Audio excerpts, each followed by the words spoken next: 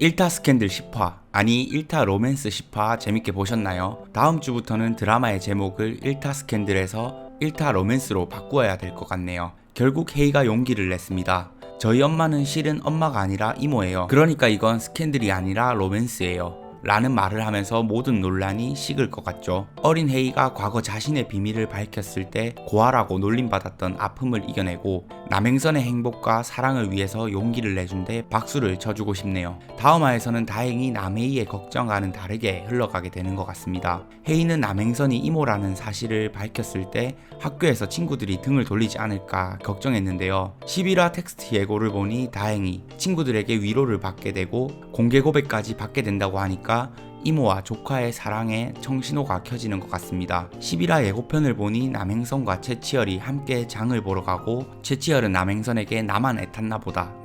남행선은 쌤은요 언제부터였는데요 나 좋아하는 거 라며 다음 화에서 또 흐뭇하게 미소 짓게 될 걸 생각하니 벌써 일주일을 어떻게 보내나 걱정이 됩니다. 그나저나 헤이에게 고백을 하는 사람은 아무래도 서건우가 될 것 같죠. 평소 성격에서 드러나듯 선재는 조금 소극적인 편이고 멀리서 바라보면서 좋아하는 느낌이라면 건우는 직진하는 스타일이라서 남헤이가 누구를 선택하게 될지도 다음 주에 관전 포인트가 될 것 같습니다. 자, 오늘은 쇠구슬의 범인과 희재의 집안, 희재의 엄마인 장 변호사의 과거사에 대해 이야기해 보겠습니다. 이제 희재가 범인이 아님은 많은 분들이 아실 텐데요. 진이상 최치열라짱나가 테러를 당하던 현장에서 겁에 질려서 도망왔던 모습에서부터 범인이 아님을 보여주었습니다. 희재는 우리 모두가 예측했던 고양이를 죽인 범인을 쫓고 있는 게 아닐까 싶네요. 그리고 오늘 최치열라짱나가 죽은 채 발견되었습니다. 사망자의 바지 주머니 속에서는 쇠구슬이 발견되었죠. 형사들은 이것이 다잉 메시지라고 판단했는데 아무래도 이 쇠구슬을 넣은 건 희재이지 않을까 합니다. 자신이 쇠구슬 범인의 뒤를 밟다가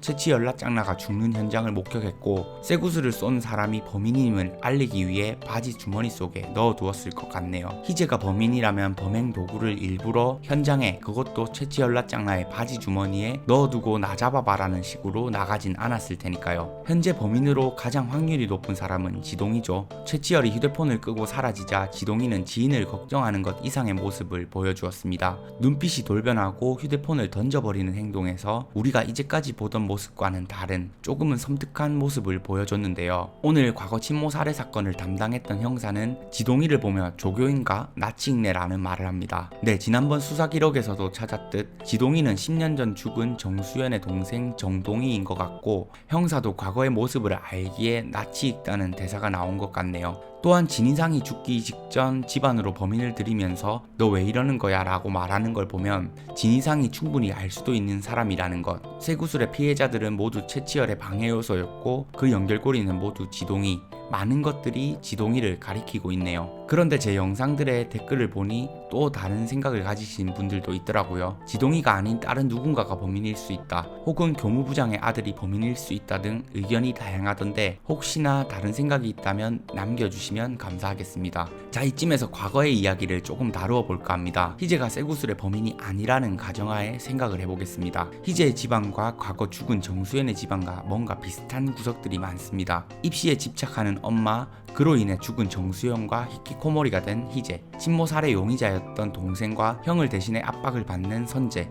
이런 비슷한 상황 하에 작가님이 쇠구슬의 범인과 희재의 접점을 만들어 두신 거겠죠. 그런데 여기서 선재와 희재의 엄마인 장 변호사의 과거도 한번 생각해보면 좋을 것 같습니다. 8화에서 장 변호사는 교무부장의 아들의 일로 과거 동기였던 유판사를 만났습니다. 유판사는 장서진을 두고 연수원 때 별명이 탑서진이라고 했죠. 성적도 톱, 학벌도 톱, 집안도 톱. 보통 사법연수원 성적이 아주 좋아야 판사가 될 수 있다고 하죠. 그리고 대개 성적이 좋으면 판사나 검사 쪽으로 진로를 설정한다고 알고 있는데요. 지금은 대형 로펌에서 변호사로 활동을 하고 있는 것으로 보이지만 과거 탑서진이라는 별명이 있을 정도로 성적이 좋았던 장 변호사가 만약 10년 전에는 판사였다면 어떨까요? 10년 전 선재 희재의 엄마가 판사라는 생각에서 다시 출발해 보겠습니다. 5화에서는 10년 전 중학생 친모 살해 사건을 담당했던 송 형사는 형사의 감으로 중학생 아들 아들이 존속 살해한 게 틀림없다고 판단하고 수사를 진행했습니다. 하지만 결과는 대법원에서 무죄 판결이 났다고 했죠. 그리고 사화에서 이 사건에 대해 학부모들이 이야기가 있었습니다. 수아 엄마는 친한 형사한테서 들었다면서 결과는 무죄이지만 정황상 아니라고 했습니다.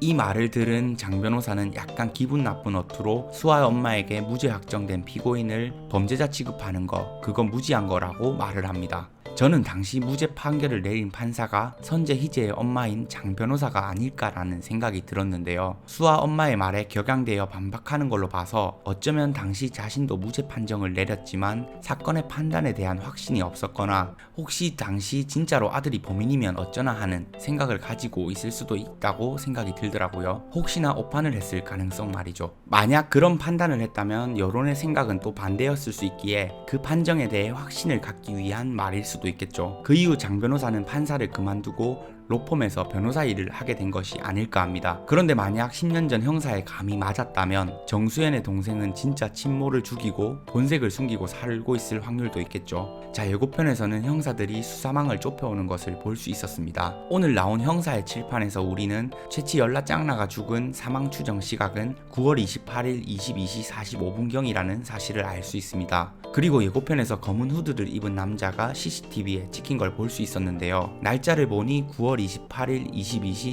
19분입니다. 그리고 장소는 아파트 1층 정도로 추측이 되죠. 형사들은 현재 후드를 입은 남성을 범인이라고 추측하고 있는데요. 지난번 편의점에서 희재는 후드를 입고 있었고 희재는 형사와 한번 스치듯 마주치면서 도망친 적이 있습니다. 뭔가 희재가 범인으로 몰려서 잡힐 것 같다는 생각이 드는데요. 만약 아무 잘못이 없는 희재가 범인으로 지목되는 상황이 온다면 범죄 사실을 놓고 공방이 펼쳐지겠죠. 10년 전과 비슷한 상황에 놓일 것 같은 분위기입니다. 이런 상황이라면 변호사인 희재의 엄마는 아들의 무죄를 밝히기 위해 뛰어다닐 테고 저는 이 상황을 위해 작가님이 희재와 쇠구슬 범인의 접점을 만들어 주었을 수 있겠다는 생각이 드네요. 앞서 말씀드렸듯 만약 장 변호사가 과거 판사로서의 오판을 한 것이라면 진짜 범인을 찾아가는 과정을 보여주면서 자신의 판사로서의 판단에 대한 실수의 반성과 히키코모리가 된 아들과 엄마의 이야기도 풀어가는 과정을 보여주시려고요. 오늘 쇠구슬의 범인과 희재의 집안에 대한 이야기를 해봤는데요. 제 추측은 일타 스캔들을 즐기기 위한 새로운 내피셜 정도로만 봐주시면 감사하겠습니다. 다음 주부터는 본격적인 일타 로맨스가 시작되는 것 같은데요. 저는 그럼 일타 스캔들의 다른 리뷰로 돌아오겠습니다. 구독해주시고 저와 함께 정주행합시다.